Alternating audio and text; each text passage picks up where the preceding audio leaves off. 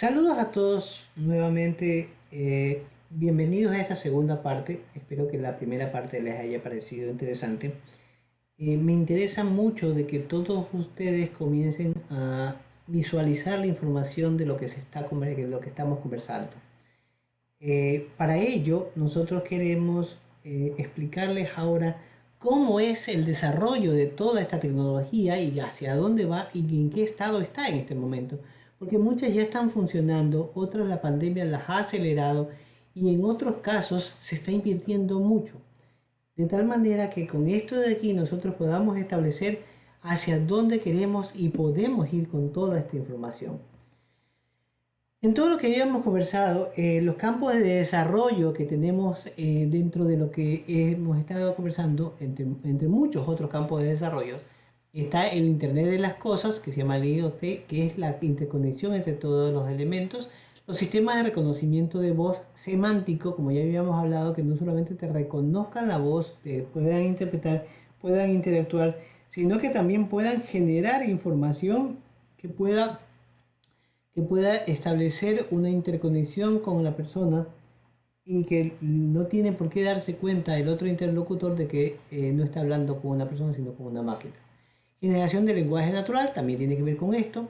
Ya, reconocimiento de voz, voice response, los agentes virtuales, que también tenemos que conversar sobre ellos, machine learning, los sistemas inteligentes, el aprendizaje profundo o deep learning, reconocimiento biométrico, automatización de procesos inteligentes.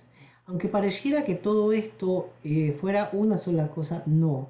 Son muchos campos que a veces inician con un solo punto en común, la inteligencia artificial.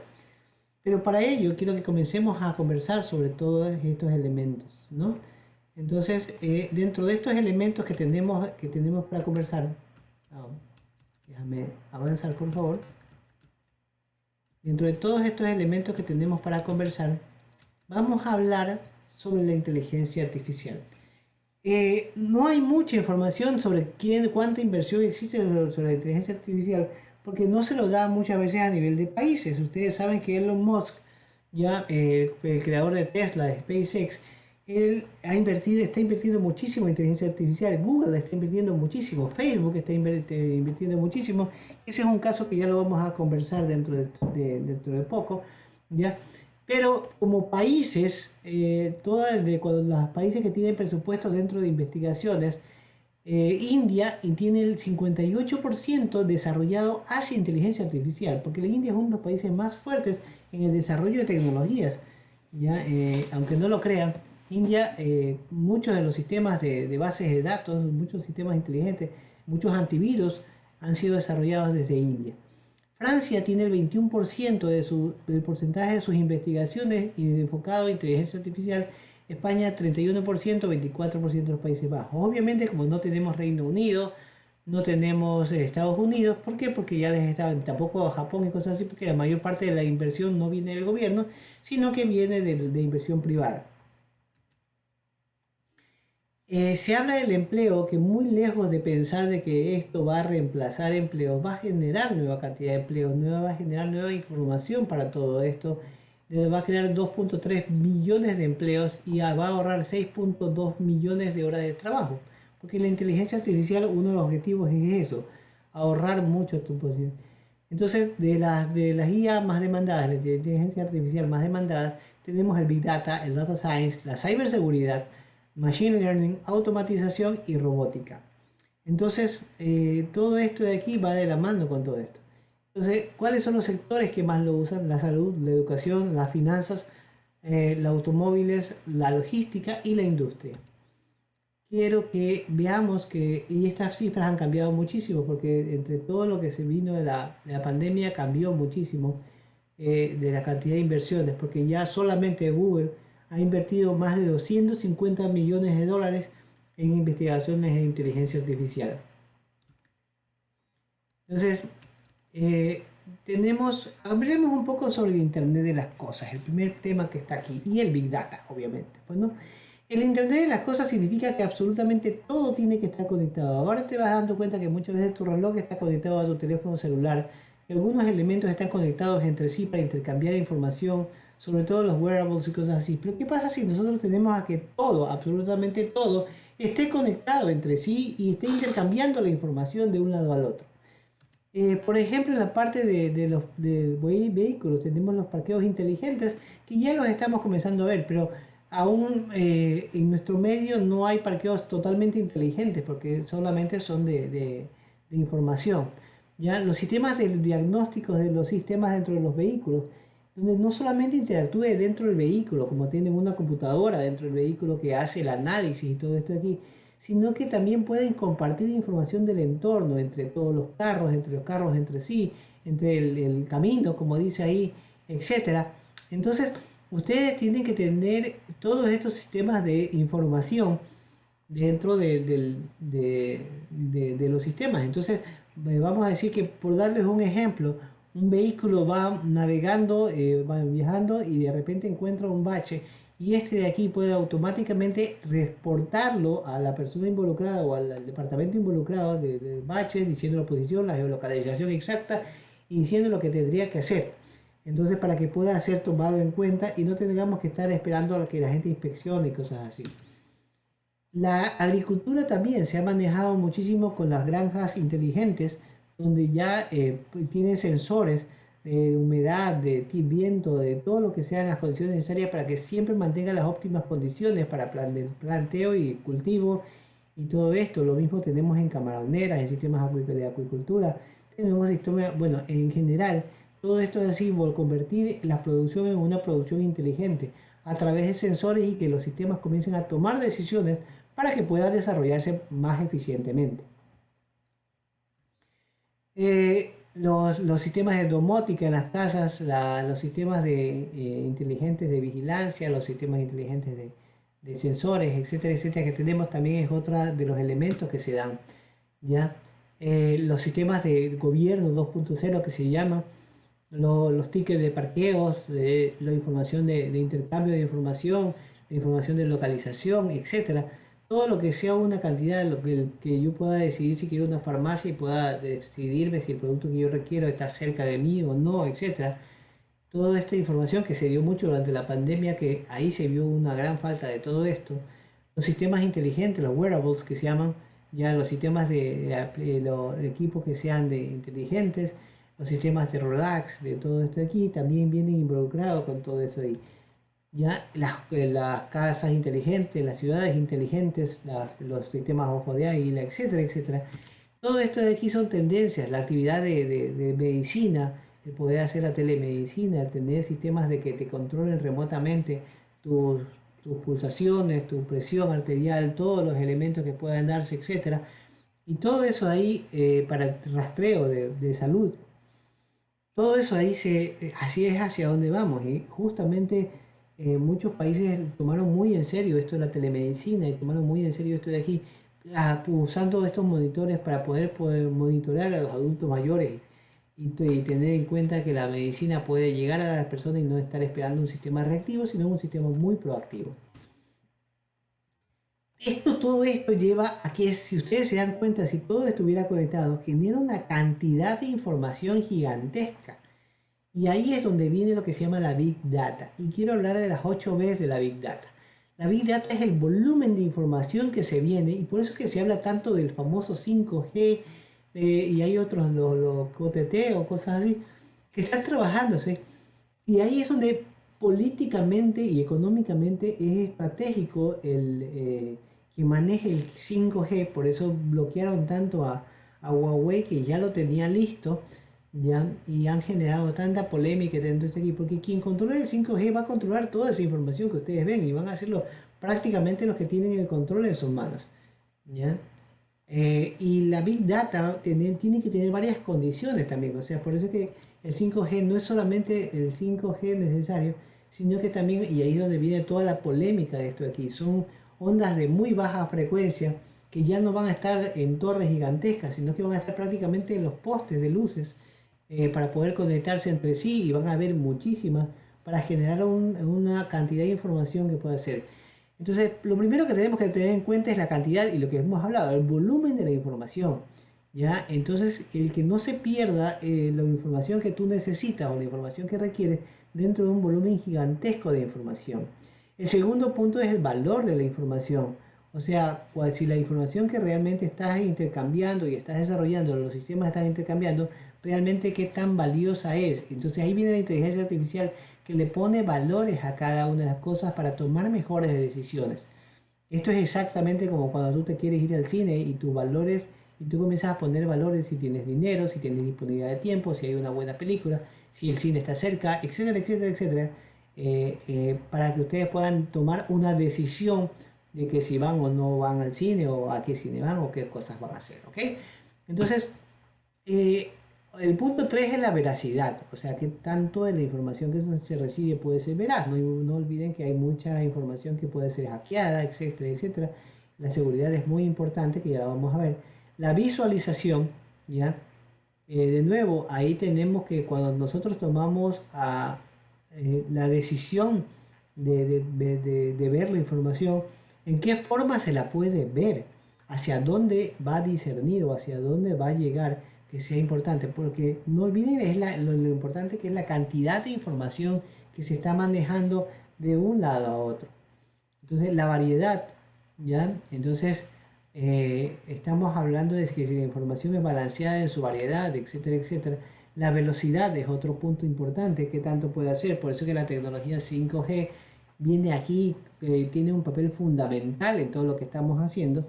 ¿Por qué? Porque a pesar de que hay otras investigaciones, la 5G no es la única, pero es la que realmente está generando más tendencia y está generando más expectativa, ¿ya? La viscosidad significa que la viscosidad significa que tanto puede disociarse o que tanto puede distorsionarse una información porque puede ser relacionada con una cuestión equivocada. La viralidad también es importante. Hacia dónde va, cuántas veces se repite. No olviden que, por ejemplo, lo importante de la información, que cuando yo estaba haciendo el ejemplo del auto que reportaba el bache, no se olvide que ese mismo reporte lo van a encontrar por cada carro que va a mandar información. Entonces, eso es lo que se llamaría la viralidad. Entonces, si cada carro que va a pasar por ese bache lo va a reportar, si se vuelve ya viral y si ya se vuelve demasiado viscoso, ¿no? Entonces, todo esto de aquí entra en un campo que se llama la Big Data y es un campo de trabajo que se va a dar y que, bueno, ya se está comenzando a dar muchas veces porque la cantidad de información. No olviden que la pandemia demostró muchas debilidades dentro de los sistemas porque había mucha gente que tenía su servicio de venta en línea, pero no estaba listo para recibir tal cantidad de solicitudes a la vez, ya que todo se volcó hacia los servicios en línea. Entonces, muchas de las empresas que tenían este servicio tardaban mucho tiempo en llegar a tener la información necesaria. Entonces, como segundo punto, lo que habíamos hablado es la generación del lenguaje natural, el PLN o el NLP, de acuerdo a como ustedes lo vean. Habíamos hablado de lo que, por ejemplo, lo que es Siri y todo lo que es los sistemas y cosas así. Y quería hablar sobre lo que es la web semántica también, ¿ya? Y me gusta el ejemplo de Siri cuando le pregunta si ve Juego de Tronos y él da esa respuesta, ¿no? Entonces, Juego de Tronos, que fue una serie bastante importante dentro de todo el medio de esas series de televisión y cosas así. Me gusta eso, porque esa era una respuesta. No sé si todavía la seguirá haciendo, pero cuando en su época él tenía esa respuesta, ¿no? Entonces, quiero que veamos cómo evolucionó la web semántica, o sea, la web en sí.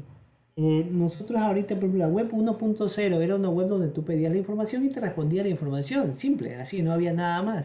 En estos momentos nosotros estamos en la web 2.0, que es la web que tú intercambias en información, o sea, el mashup que se llama, que es uno de los puntos más importantes, que yo puedo coger un video de YouTube y pasarlo al Facebook o ponerlo en un sistema de Instagram, una foto de Instagram, subirla al Facebook o pasarla por WhatsApp, etcétera.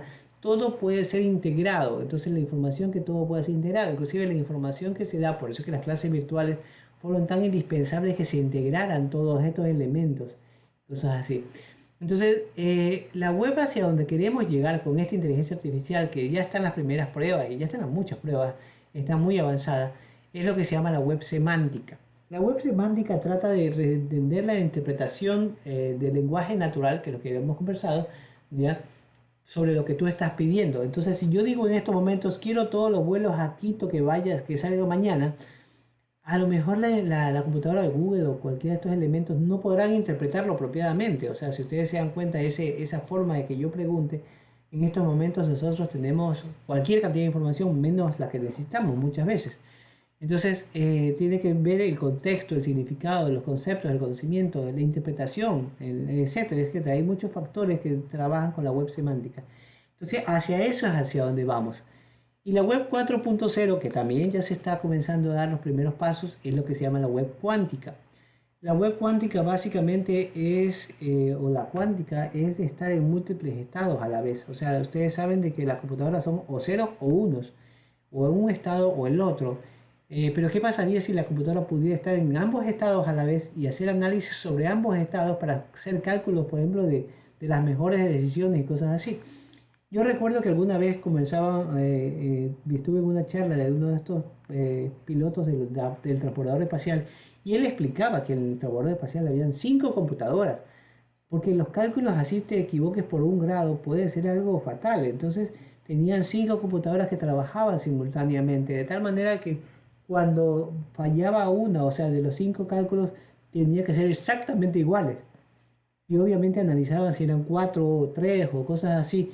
Y aún así tenían un sistema que podía volver a hacer el análisis de la información o también podía hacer un nuevo requerimiento o tomar a una de las computadoras tomar la decisión final.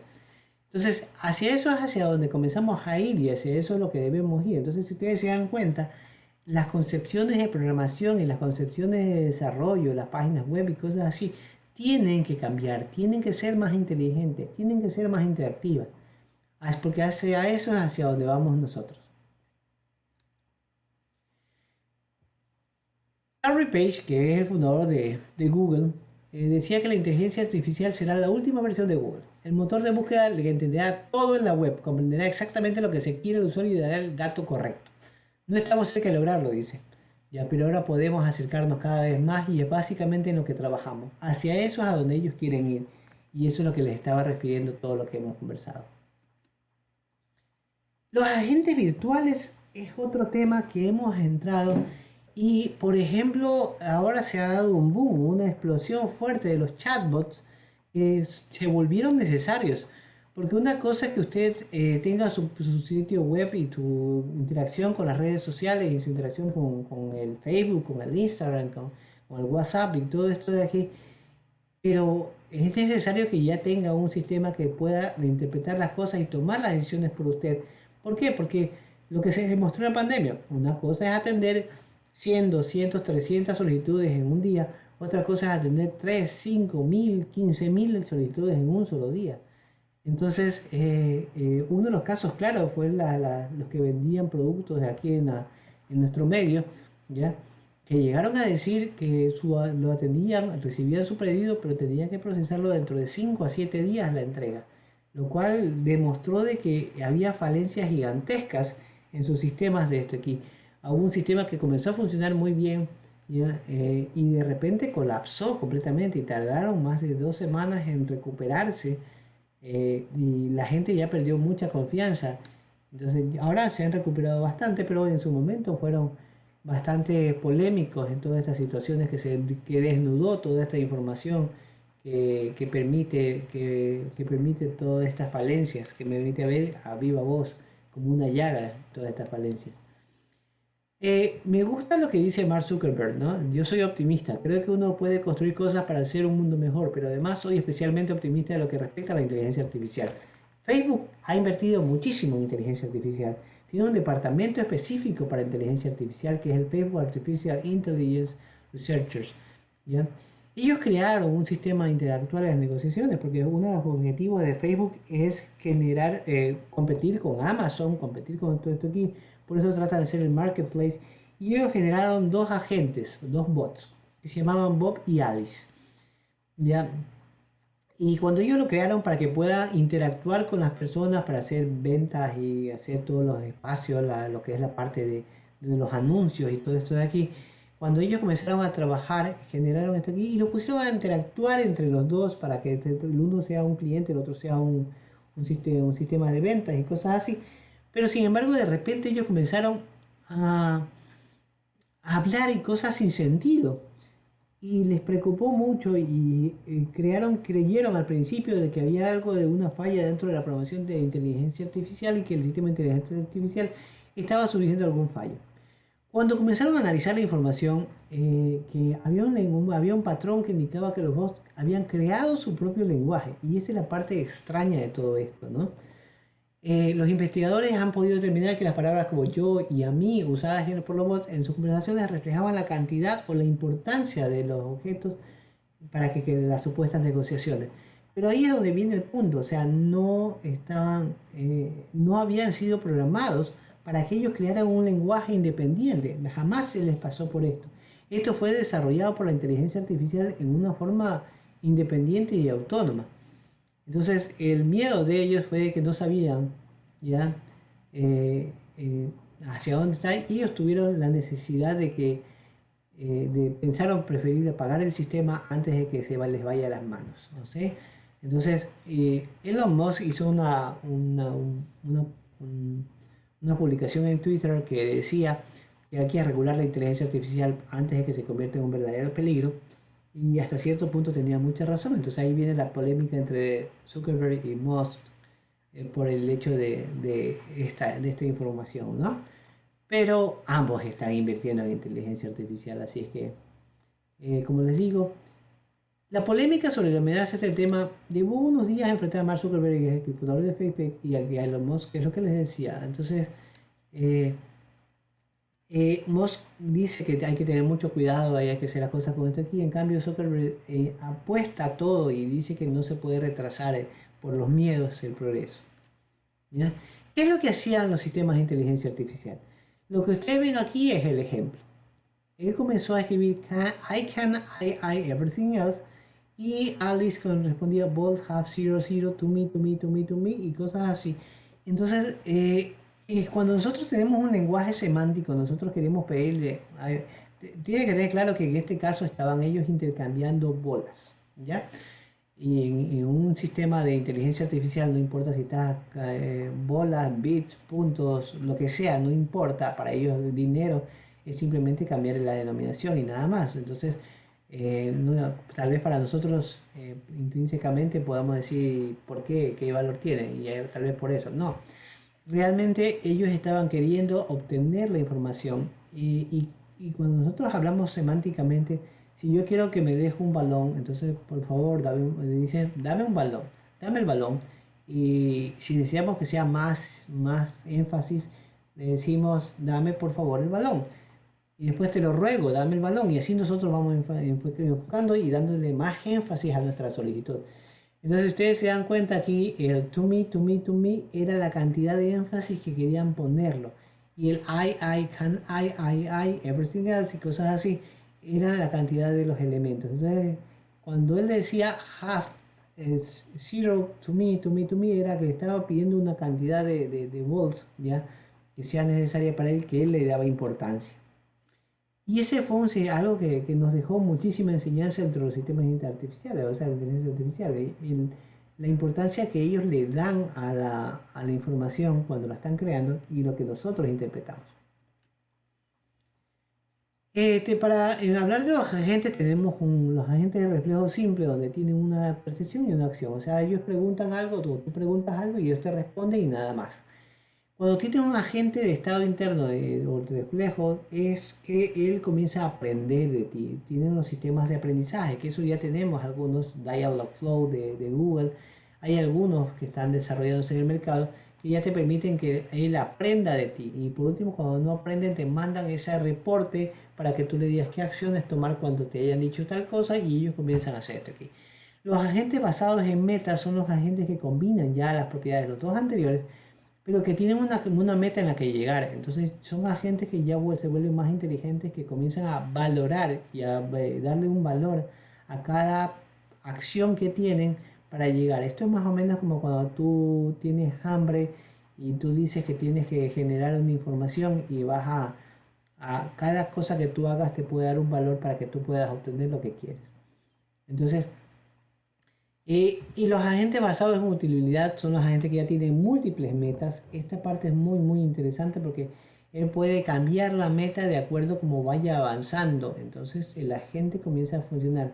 No se olvide que todo esto es inteligencia artificial, de tal manera que si después hablamos más o menos lo mismo, es porque está basado en lo mismo. Está basado, tienen el mismo principio. Sino que estos agentes son para interactuar con los seres humanos a través de redes sociales, a través de páginas web, etcétera. Machine Learning, que es mi campo de fascinación realmente, y yo le he puesto mucho, mucho énfasis en esto. Quiero detenerme aquí hasta Machine Learning para que Machine Learning entre dentro de un nuevo elemento, dentro de, un nuevo, de la parte de este curso. Y quiero que ustedes comencemos a conversar un poco y a interactuar con lo que estamos trabajando y con lo que estamos haciendo.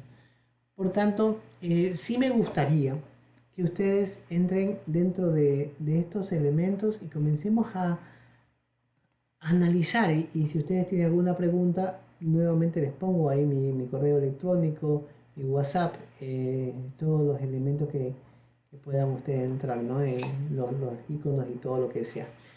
Entonces, quiero entrar a la tercera parte, que la vamos a entrar dentro de un momento, y espero que hasta ahora les haya interesado toda esta información que estamos diciendo, ¿no? Me gustaría saber mucho sus comentarios hasta donde hemos visto y también en la tercera parte.